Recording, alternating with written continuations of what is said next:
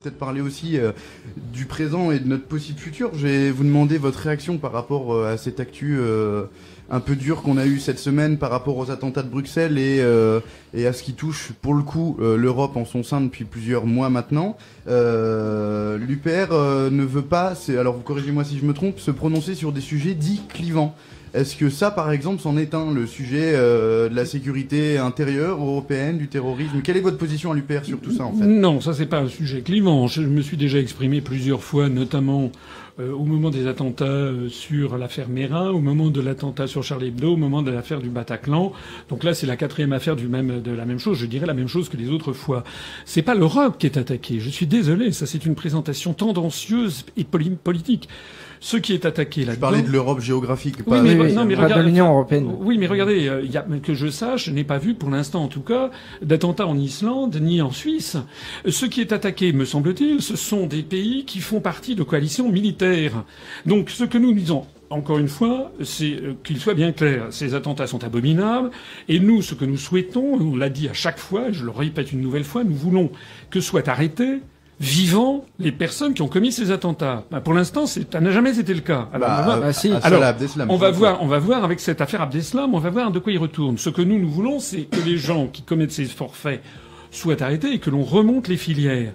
Ce que nous disons, c'est qui fournit les armes, qui fournit les explosifs, qui fournit l'entraînement, qui est derrière l'État islamique. Mais ça, cette position-là, vous n'êtes pas les seuls à le tenir. Tout le monde aimerait pouvoir rattraper les terroristes vivants. Non, parce que ce que nous avons dit depuis le début, ça fait maintenant déjà plusieurs mois, et même depuis, déjà on l'avait dit au moment de l'affaire de Charlie Hebdo, c'est que qui se cache derrière l'État islamique? C'est devenu un secret de polichinelle que les armes, les financements viennent d'Arabie Saoudite, du Qatar ou de la Turquie. Il y a un scandale qui est sorti il y a 15 jours dans le grand magazine bulgare qui s'appelle Trout, ça veut dire travail en bulgare. C'est-à-dire que les stations-service en Bulgarie, pays membre de l'Union européenne, vendent du pétrole qui est fourni par Daesh, c'est-à-dire par l'État islamique qui transite par la Turquie. Je signale que la France, par l'intermédiaire de l'Union européenne, a versé des sommes que vous n'imaginez pas à la Turquie et aussi à la Bulgarie au cours des dernières années. Dans cette dernière semaine, avec l'accord qui a été trouvé par rapport à l'immigration. Donc ce que nous disons, c'est que d'une part, on doit faire preuve, évidemment, d'une fermeté sans faille dans la poursuite de ça. D'ailleurs, si vous voulez, c'est un secret de polichinelle aussi, malheureusement, de savoir que dans un certain nombre de banlieues françaises, il y a des armes lourdes qui circulent, et tout ça en toute impunité. Il y a encore eu une arrestation hier soir à Paris, absolument, en banlieue parisienne. Donc ça, il est bien évident que nous devons être d'une fermeté sans égale. Mais il ne faut pas non plus uniquement... Vous connaissez le proverbe chinois qui dit « Lorsque le doigt montre la lune, l'imbécile regarde le doigt ». Lorsque le sage montre la lune, l'imbécile regarde le doigt. Voilà. Oui, le sage montre voilà. Nous, ce que nous voulons, c'est qu'on poursuive jusqu'au bout les responsabilités, n'est-ce pas? Qui a dit que le Front al-Nosra faisait de bon boulot en Syrie? Sinon, M. Fabius, ministre des Affaires étrangères, qui maintenant est devenu le président du Conseil constitutionnel. Donc on paye notre politique extérieure Bien entendu. Bien entendu, nous sommes complètement alignés sur les intérêts géopolitiques et militaires des États-Unis d'Amérique. Je rappelle qu'ils ont fait des guerres illégales. La guerre en Irak est une guerre illégale au regard du droit international. Pourquoi est-ce que les Occidentaux sont entrés en Irak? Dites-le moi, c'était prétendument parce que Saddam Hussein avait des armes de destruction massive. On a su après de la bouche même des Américains que ça n'était pas le cas, que c'était faux, ça avait été un montage. Il faut se mettre un petit peu à la place, dans la tête de ces populations du Moyen-Orient qui voient déferler sur eux des bombes prétendument libératrices. Regardez le saccage qui a été fait en Afghanistan, en Irak, au Sud-Soudan, en Libye, en Syrie. Je ne suis pas là pour défendre les régimes libyens ou syriens. Mais le régime saoudien est bien pire encore. Justement, le régime saoudien, là en l'occurrence, les relations diplomatiques qu'on a avec le régime saoudien et qui font scandale, ne serait-ce que pour cette dernière médaille, cette dernière Légion d'honneur qui leur a été accordée, c'est pas quelque chose qui est fait par les Américains, c'est la France qui prend la décision de ces relations diplomatiques avec l'Arabie Saoudite ou autre. Oui, c'est la France, mais c'est la France. Vous croyez vraiment que excuse-moi, j'allais dire Monsieur Flamby. Vous croyez que ça allait me sortir. Vous croyez vraiment que Monsieur Hollande a des marges de manœuvre? Ce sont notre politique étrangère depuis que Chirac a quitté l'Élysée. C'était déjà pas extraordinaire, mais au moins il y avait la dernière marque d'indépendance nationale.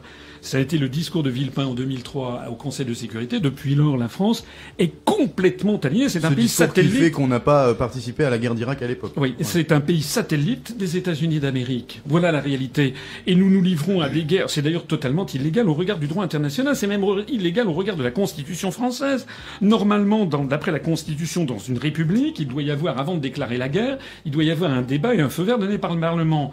Maintenant, il n'y a plus de débat, il n'y a plus de feu vert par le Parlement, il n'y a même plus de déclaration de guerre. Et on entraîne la France dans des conflits. Il y a d'ailleurs pas qu'en Libye, en Syrie, il y a aussi ce qui se passe en Ukraine, où nous ne sommes pas, si j'ai bien compris, j'espère qu'on n'a pas encore envoyé réellement des soldats ni des conseillers à Kiev, mais nous sommes les suppôts d'un gouvernement qui a été imposé par les États-Unis lors d'une révolution qui a été une révolution de pacotille, le Maïdan. C'est quand même, des accusations entre guillemets qui sont pas anodines. Quelles sont les preuves que ce soit les États-Unis, par exemple, qui en Ukraine ont placé un gouvernement? C'est quand même... là, les preuves les plus éblouissantes qui soient, parce qu'on le sait de la bouche même de Madame Victoria Nuland, qui était la sous-secrétaire d'État chargée des questions européennes. Rappelez-vous, c'est cette fameuse conversation téléphonique qui a été captée par les services russes et diffusée sur le web mondial, où Madame, alors ça a été rendu célèbre en Europe, parce qu'il y avait Madame Nuland qui disait à Geoffrey Pyatt, qui était son nom, qui est l'ambassadeur des États-Unis à Kiev, elle avait dit fuck the EU, c'est-à-dire que l'Union européenne aille se faire foutre. Rappelez-vous, on en a beaucoup parlé, mais c'était pas ça qui était intéressant dans sa conversation. Ce qui était intéressant dans sa conversation, c'est qu'elle disait à l'ambassadeur des États-Unis à Kiev, il faut que Arseniy Yatsenyuk devienne le Premier ministre, ce qui a été le cas. Donc ça, c'est un extrait téléphonique diffusé par la Russie sur Internet. Oui, mais Madame Nuland l'a reconnu elle-même, puisqu'elle a présenté ses excuses ensuite à l'Union européenne, donc elle a reconnu elle-même l'authenticité de ce document. Donc il s'agit bien d'un coup d'État qui a été fomenté par les États-Unis à Kiev. Je ne dis pas que le régime précédent était un régime mirobolant, mais le suivant, il est bien pire encore, puisque non seulement il y a autant de corruption, mais de surcroît, ils ont fait alliance avec des mouvements néo-nazis, carrément, comme Pravi Sektor, qui est un mouvement qui fait carrément allusion à Bandera, Stepan Bandera, qui était le héros pro-nazi de la lutte contre l'Union soviétique en 1940-44. Mais concrètement, là, vous venez de nous exposer les causes des attentats, mais concrètement, que proposez-vous pour sécuriser pour éviter de nouveaux attentats? Écoutez, de toute façon, je ne pourrais pas faire moins bien que ce que fait le gouvernement actuel, puisque nous sommes, je rappelle, maintenant depuis 4 mois en état d'urgence. Ça veut dire, j'étais il y a quelques jours en Guadeloupe et en Martinique. Justement, nous, on aimerait bien savoir comment vous pouvez faire mieux que le gouvernement. Très simplement, déjà, en retirant nos troupes de là où elles n'ont pas le droit d'être. Parce qu'au regard du droit international, nous n'avons pas le droit d'y être. Il n'y a pas eu de feu vert donné par le Conseil de sécurité des Nations Unies pour intervenir en Libye, en Syrie. Nous avons semé des drames. Je rappelle que la Libye sous Kadhafi, c'était peut-être pas une grande démocratie, mais c'était un pays qui se tenait. C'était un pays où les gens vivaient heureux. D'ailleurs, c'était le plus haut niveau de vie d'Afrique. Maintenant, il y a eu des centaines de milliers de morts. Il y a, je crois, les 2/3 du peuple libyen qui a fui son pays. Les minorités, comme les juifs ou les chrétiens, sont persécutés. On a un développement de tous les islamistes possibles. Ça a d'ailleurs déstabilisé ensuite le Mali et puis l'ensemble du Sahel. De la même façon, le régime, la Syrie, si vous voulez. On parle toujours du régime syrien, mais je suis désolé, Bachir el-Assad, semble-t-il, est quand même soutenu par une partie importante de sa population. Je ne dis pas 100%, mais il est probable qu'il doit y avoir 50, 60, 70% de la population qui le soutient. Sinon, ça se serait effondré depuis belle lurette, cette affaire. Moi, je connais un petit peu la Syrie. C'est un pays où il y a une très grande mosaïque de populations avec des religions différentes. Il y a des chrétiens, il y a des musulmans sunnites, des musulmans chiites, des druzes, etc., des alaouites. C'était un pays avec un équilibre très fragile. Là-dedans, les Américains sont intervenus pour déstabiliser le régime de Bachir el-Assad. On en voit les pots cassés. Donc la première chose à faire, déjà, c'est de se retirer de ces endroits où nous n'avons rien à faire, si ce n'est qu'au contraire à perturber et à détruire l'influence que la France y avait acquise depuis 1526, lorsque François Ier avait fait alliance avec le Grand Turc et avec Soliman le Magnifique. Ok, mais à la limite, ça, pourquoi pas, mais les dégâts, ils sont déjà faits dans ces pays-là. Donc on sortir et après, j'ai envie de dire. En sortir, mais qu'est-ce qu'on fait là en ce moment? Qu'est-ce qu'on fait en ce moment? Moi, les gens, ça me fait toujours rire, les gens qui disent, vous vous rendez compte si on sort de l'Union Européenne, vous vous rendez compte si on sort je parlais pas de sortir de l'Union Européenne. Mais j'ai dit, vous vous rendez compte si on y reste? Qu'est-ce qui se passe? Quelle est actuellement la politique du gouvernement? On a un état d'urgence, il y a eu plus de 3700 arrestations, au bout du compte, il y a eu 5 personnes mises en examen. Qu'est-ce qui se passe? Qu'est-ce que vous voulez qu'il se passe d'autre plus que d'attendre le prochain attentat? N'est-ce pas? Moi, vous voulez qu'il y ait un policier derrière tout le monde? La France est entrée en guerre avec des populations qui n'avaient rien demandé. Qu'est-ce que fait la France? Est-ce que vous pouvez m'expliquer pourquoi la France est allée bombarder, détruire le régime de Kadhafi? Est-ce que vous pouvez m'expliquer? Et est-ce que vous pouvez nous expliquer du coup comment on répond aux attentats qu'on est en train de vivre chez nous, dans nos pays, qui sont de facto créés par des cellules qui existent déjà chez nous, qui disparaîtront pas du jour au lendemain malgré qu'on sortire de terrain d'opération Moyen-Orient. Encore une fois, on voit bien le gouvernement, malgré un état d'urgence, comme vous le dites, et ce dans pas mal de pays européens, a du mal à arrêter les cellules. Donc qu'est-ce qu'on peut faire de plus que ce que fait déjà le gouvernement qui alors qu'on est en état d'urgence? Je vous l'ai dit, on poursuit ce que fait le gouvernement actuel. Mais on poursuit les assassins, on remonte les filières, on dénonce ce qui se passe. N'est-ce pas? Parce qu'actuellement, il y a un sentiment d'immense injustice dans un très grand nombre de pays, y compris en France. Hein. N'oubliez pas ce qui s'est passé, la cérémonie à Paris pour le premier anniversaire des attentats de Charlie Hebdo. Moi, j'habite pas très loin de la place de la République. Vous savez, vous aviez le président de la République, le Premier ministre, la maire de Paris, tout ce qu'il fallait pour changer. Il y avait même Johnny Hallyday qui avait fait le déplacement. Résultat, il y a eu personne. Le peuple de Paris n'est pas venu. Parce que beaucoup de Français se disent, il y a quand même des histoires pas nettes dans cette affaire. Comment se fait-il que jamais on arrête les assassins?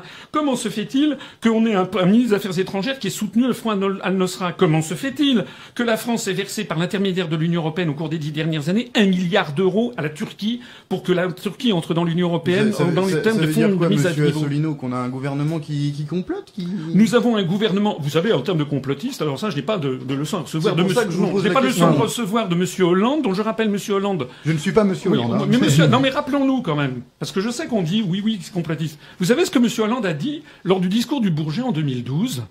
Il a dit, en fait, vous savez quand il a dit mon adversaire c'est la finance. Avant il avait dit, il y a une puissance qui n'a pas de visage, que vous ne verrez jamais, pour laquelle vous ne voterez pas, et c'est elle qui dirige. Mais c'était la finance. C'est le monde de la finance. Oui. Ça c'est typiquement une phrase complotiste. Mais alors, je vous repose la question, parce que vous dites, il y a des Français qui disent, c'est bizarre, on les arrête pas, on file de l'argent à la Turquie, etc. Donc, votre théorie, quelle est votre théorie par rapport à ça? Est-ce que le gouvernement nous raconte des bêtises par rapport aux attentats? C'est ça que je vous demande, en fait. Je ne préjuge pas des enquêtes où elles sont menées. Je dis simplement que la première chose à faire, c'est que la France doit respecter le droit international pour qu'elle soit respectée elle-même. Que la première chose à faire, c'est de retirer nos troupes et nos conseillers de ces endroits où elle n'a rien à faire. La deuxième chose à faire, c'est de sortir de l'OTAN et de montrer au reste du monde que la France redevient la France, qu'elle n'est pas le larbin de Washington et des États-Unis. Mais actuellement, vous considérez le gouvernement comme une sorte de fantoche, oui, de marionnette, des grandes organisations internationales, de l'OTAN et des États-Unis d'Amérique, oui, bien sûr, alors, bien sûr. Peut-être un autre thème qui, celui-là, vous l'avouerez, est clairement clivant parce qu'on voit que c'est l'un des sujets en France qui cristallise pas mal les tensions et qui est le résultat aussi de tout ce dont on vient de parler. C'est la crise migratoire. C'est l'un des sujets pour le coup clivant sur lequel, et corrigez-moi encore une fois si je me trompe, sur lequel l'UPR ne souhaite pas se prononcer. Alors pourquoi? Alors, il y a deux choses. Il y a d'une part la question de l'immigration et deuxièmement, il y a la question de ce que vous appelez la crise migratoire. La crise migratoire dont on a beaucoup parlé récemment, ce n'est pas une crise migratoire. Il s'agit d'un afflux soudain de réfugiés de guerre. Il faut appeler les choses par leur nom. Hein. Si on n'a pas les bons mots pour désigner les bonnes choses, on ne peut pas bien raisonner. Confucius le faisait déjà remarquer en 500 avant Jésus-Christ. Donc, là, il ne s'agit pas d'une crise migratoire. Il s'agit d'un afflux soudain et massif de réfugiés de guerre qui a été fomenté, voulu par le gouvernement turc de M. Recep Erdogan. Voilà. La réalité, c'est ça. Donc, qui est aussi dû au fait que c'est tout simplement la guerre et que les gens se barrent de leur pays. Oui, mais d'un seul coup, si c'était le cas, on aurait vu un flux régulier. Or, il ne s'est rien passé jusqu'à ce que, d'un seul coup, à partir de l'été dernier, ça a été par vague succès. Ça veut dire qu'il y a des gens qui ont laissé d'un seul coup passer. Ils viennent pas tous de la Turquie, monsieur Asselineau. Alors, il y en a d'autres qui se sont faufilés probablement derrière. Il y a aussi tous ceux qui passent par centaines en bateau sur la mer Méditerranée et qui viennent pas du tout de Turquie. Mais d'où est-ce que viennent tous ces gens? J'en ai parlé tout à l'heure. J'ai dit que la Turquie, j'ai dit que la Libye, qui a flingué le régime de Kadhafi. C'est bien la France et le Royaume-Uni qui ont démoli ce pays. J'ai dit tout à l'heure que ça avait transformé la Libye en une espèce de champ de ruines et de seigneur de la guerre, et que ça, j'ai dit tout à l'heure, les 2/3 du pays des Libyens avaient fui leur pays. J'ai dit que ça déstabilise également les pays du Machrek et les pays du Sahel. Donc on a effectivement cet afflux. Après ça, on a la crise en Syrie. effectivement, on déstabilise tous ces régimes et tous ces pays, tous ces gouvernements qui tenaient leur population, et naturellement, tous ces gens se précipitent en Europe, d'autant plus que l'Europe est systématiquement montrée du doigt. Nous, ce que nous disons, c'est que dans une crise de cette nature, la première chose à faire, je le répète, je le dis et je le répète, c'était déjà de ne pas déstabiliser ces régimes. Mais ça, l'erreur a été faite. Oui, mais la même, vous considérez que les gouvernements ont récolté ce qu'ils ont semé. Bien entendu. Crise migratoire. Mais écoutez, du temps de Kadhafi, du temps de Bachar el-Assad. Maintenant que la voiture est dans le fossé, qu'est-ce qu'on fait? Eh ben, la première chose, c'est qu'on se retire, nous, de ça. Premièrement. Deuxièmement, s'agissant des réfugiés, il s'agit de réfugiés. De ça. Eh ben, on retire nos troupes, on retire nos soldats, on se désolidarise. Je vais pas le redire 50 fois. On se désolidarise de tout ça. Donc ça résoudra pas la crise des migrants parce qu'ils fuient pas spécialement nos armées en ce moment, les migrants. Mais attendez, le mal est déjà fait. Mais attendez, mais le mal est déjà fait. Mais vous voulez aller où, vous? En fait, ce qu'on vous demande, c'est qu'est-ce que l'UPR propose pour répondre d'une part à la question de l'immigration de manière générale et d'autre part à la crise migratoire telle que vous l'avez définie. S'agissant de l'immigration, alors la crise migratoire, je l'ai dit. Et effectivement, il faut bien dissocier les deux. La crise migratoire, je dis pour la 5e fois ou 6e fois, nous retirons nos troupes de tous les pays où ils n'ont pas à être. Quand je dis nos troupes, c'est également les conseillers. Ma question, c'est comment on les accueille. Nous changeons. En fait. Attendez, nous changeons par ailleurs notre positionnement mondial. Désormais, nous ne sommes plus les supplétifs des États-Unis. Nous recherchons une paix et nous nous rapprochons de la Russie, de la Chine, des BRICS. Troisièmement, s'agissant de cette crise migratoire, nous demandons aux Nations Unies d'intervenir. Il y a un truc qui s'appelle le Haut Commissariat pour les réfugiés. Il n'y a aucune raison pour que ce soit spécifiquement l'Europe qui soit montrée du doigt. Quand il y a une crise de cette nature avec des réfugiés de guerre, il faut que l'ensemble des pays du monde, et à commencer par les pays du monde arabe, reçoivent les réfugiés. Donc pourquoi est-ce qu'on montre du doigt l'Europe et qu'on ne montre pas du doigt l'Arabie Saoudite, qui est quand même beaucoup plus près du terrain des opérations que la France? L'Arabie Saoudite, le Qatar, tous ces gens qui d'ailleurs ont fourni des armes à Daesh, et bien c'est eux qui doivent aussi recevoir des réfugiés de guerre. Voilà. Mais est-ce que les réfugiés veulent aller là? Non mais attendez, les réfugiés de guerre, c'est des réfugiés de guerre. Ils font pas non plus. Il y a aussi une autorité de l'État à faire prévaloir. Ah. Bon, l'autorité de l'État, elle doit et l'Organisation des Nations Unies doit intervenir. Mais je rappelle que la politique de Washington consiste constamment à décrédibiliser l'ONU, à mettre de côté l'ONU. Moi, je suis d'ailleurs tout à fait favorable à ce que des centaines de milliers de réfugiés de guerre soient également implantés aux États-Unis d'Amérique. J'ai cru comprendre que ça n'était pas la politique actuellement suivie et promue par monsieur Donald Trump, qui caracole dans les sondages. Je dis que ce sont si vous voulez, les pompiers pyromanes, ça suffit. Les gens qui sont à l'origine de tout ça doivent porter les responsabilités. S'agissant de l'immigration, c'est tout à fait autre chose. L'immigration, c'est des problèmes qui sont liés à des phénomènes extrêmement complexes du style comment dirais-je les différences de démographie, les différences de niveau de vie, la question de la différence des échanges, etc. Nous, ce que nous disons, c'est qu'il n'y a jamais eu en France de véritable débat sur la question migratoire. Nous disons que c'est un sujet pourri parce qu'il y a deux façons d'y répondre en France qui clivent la famille française. Vous avez d'un côté le Front National qui a pourri cette question depuis des années, et M. Le Pen, Mme Le Pen, et Mlle Le Pen, et puis le gendre Le Pen, tout ce petit monde passe son temps à faire en permanence, à jeter de l'huile sur le feu sur cette question, sans d'ailleurs apporter le moindre solution du reste. Et puis à l'autre côté, vous avez une espèce d'angélisme qui a voulu faire croire que les immigrés c'était formidable, c'était toujours des gens formidables, et qu'il fallait, on ne pouvait pas défendre les frontières. Et nous disons, il faut en la matière que les Français aient un vrai débat. Et le premier débat déjà, c'est qu'ils récupèrent leur pouvoir en la matière, parce que ce que nous sommes les seuls à dire et que personne ne dit, c'est que la politique migratoire, ce n'est pas non plus les Français qui en décident. Ça a été par le traité d'Amsterdam de 1998. Vous avez actuellement, allez voir si ce que je dis est faux, dans le traité sur le fonctionnement de l'Union européenne, les articles 67, 77, 78 du traité sur le fonctionnement de l'Union européenne, qui confient la politique migratoire à l'Union européenne, de telle sorte que nous ne sommes même plus maîtres de notre politique migratoire. Nous sommes en faveur de rapatrier en France la politique migratoire, et puis que les Français soit il y a un grand débat national où tout le monde a le droit de s'exprimer parce que ce sont des sujets.